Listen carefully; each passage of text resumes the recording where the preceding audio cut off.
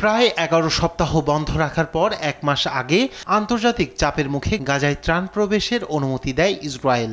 গেল 4 সপ্তাহে ত্রাণ বিতরণ কেন্দ্রে মানবিক সহায়তা নিতে গিয়ে আইডিএফের হাতে প্রাণ হারান অন্তত 550 ফিলিস্তিনি। এর মধ্যে মার্কিন খাদ্য সহায়তায় অক্সিকোডন নামের মাদক পাওয়ার দাবি করেছে গাজা প্রশাসন। গাজার মিডিয়া অফিস জানায় এ পর্যন্ত অন্তত 4 জন সাধারণ ফিলিস্তিনি নাগরিকের সাক্ষ্য নথিভুক্ত হয়েছে, যারা ত্রাণ হিসেবে পাওয়া আটার ব্যাগের ভিতরে এই বড়িগুলো খুঁজে পেয়েছেন। এই মাদকদ্রব্যগুলো ইচ্ছাকৃতভাবে ময়দার মধ্যে পিষে বা গুঁড়ো করে মিশিয়ে দেওয়া হয়েছিল। এটিকে সরাসরি জনস্বাস্থ্যের ওপর আঘাত বলছে গাজা প্রশাসন। বিবৃতিতে এই ঘটনার জন্য ইসরায়েলকে সরাসরি দায়ী করা হয়।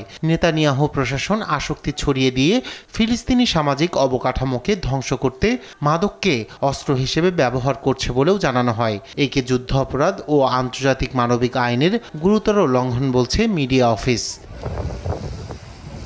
এই অভিযোগটি চলমান মানবিক সংকটের মধ্যে একটি নতুন ও উদ্বেগজনক মাত্রা যোগ করেছে। তবে এই অভিযোগের বিষয়ে যুক্তরাষ্ট্র বা ইসরায়েলের পক্ষ থেকে তাৎক্ষণিকভাবে কোনো মন্তব্য পাওয়া যায়নি।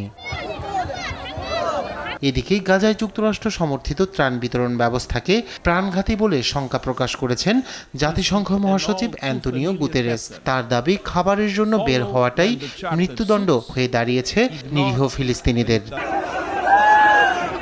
রায়হান কবির শুভ্র, নিউজ ডেস্ক, দেশ টিভি।